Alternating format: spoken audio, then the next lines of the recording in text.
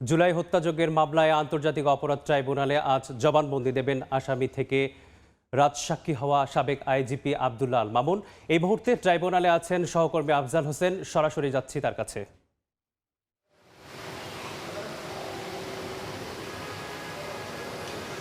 জুলাই আগস্টের মানবতাবিরোধী অপরাধের মামলায় আজকে আন্তর্জাতিক অপরাধ ট্রাইব্যুনালে আসামি থেকে রাজসাক্ষী হওয়া সাবেক আইজিপি চৌধুরী আব্দুল্লাহ আল মামুন জবানবন্দি দেবেন এবং সেই কারণে বা সেই উপলক্ষে সব ধরনের প্রস্তুতির মধ্যে নেওয়া হয়েছে। চিফ প্রসিকিউটর অ্যাডভোকেট তাজুল ইসলামের সঙ্গে কথা হয়েছে আমার, তিনি আমাদেরকে জানিয়েছেন যে যদিও আজকে চৌধুরী আব্দুল্লাহ আল মামুন রাজসাক্ষী হিসেবে সাক্ষ্য দেবেন, তবে সেই সাক্ষ্য গ্রহণটা করা হবে ক্যামেরা ট্রায়ালের মাধ্যমে, অর্থাৎ শুধুমাত্র চৌধুরী আব্দুল্লাহ আল মামুনের আইনজীবী উপস্থিত থাকবেন এবং প্রসিকিউশনের তরফ থেকে প্রসিকিউশন টিম উপস্থিত থাকবেন, তদন্ত কর্মকর্তা উপস্থিত থাকবেন এবং বিচারকরা উপস্থিত থাকবেন এবং যিনি সাক্ষ্য দিবেন এবং সাক্ষ্য লিপিবদ্ধ করার জন্য যে টাইপরাইটার যিনি রয়েছেন তারা শুধুমাত্র থাকবেন এবং তার জবানবন্দিটা ক্যামেরার মাধ্যমে আবার রেকর্ডও করা হবে। কিন্তু গণমাধ্যম কর্মীরা আজকে ট্রাইব্যুনালে আব্দুল্লাহ আল মামুনের জবানবন্দির সময় উপস্থিত থাকতে পারবেন না, এটাই কিন্তু প্রসিকিউশনের তরফ থেকে বলা হয়েছে। আর চৌধুরী আব্দুল্লাহ আল মামুন কবে সাক্ষী দিবেন, তিনি কেন আসামি থেকে রাজসাক্ষী হলেন, এই বিষয়টি নিয়ে অনেক আলোচনা রয়েছে এবং এর আগে যখন চৌধুরী আব্দুল্লাহ আল মামুন মুখ্য মহানগর হাকিম আদালতে 164 ধারা জবানবন্দি দেন, সেই জবানবন্দিতে চৌধুরী আব্দুল্লাহ আল মামুন যেটি বলেছিলেন যে জুলাই আগস্টের যে আন্দোলন চলাকালীন সময় আন্দোলনকারীদের ওপর মারণাস্ত্র ব্যবহারের সিদ্ধান্তটি রাজনৈতিকভাবে হয়েছিল এবং আন্দোলন প্রবণ এলাকায় ব্লক রেড করে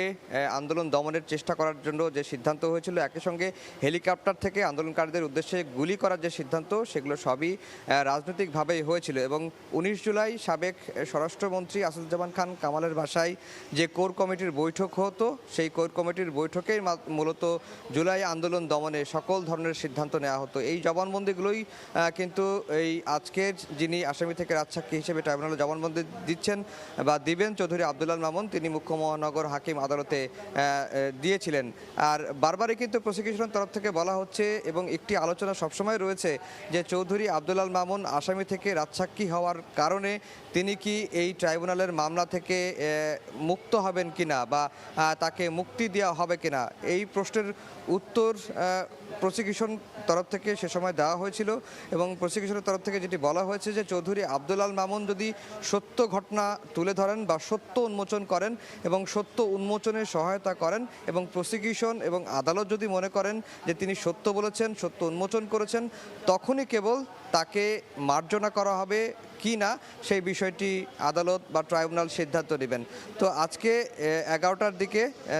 রাজসাক্ষী হওয়া বা সাবেক আইজিপি চৌধুরী আব্দুল্লাহ আল মামুন তিনি সাক্ষ্য দিবেন, তবে তার সাক্ষী গ্রহণকালে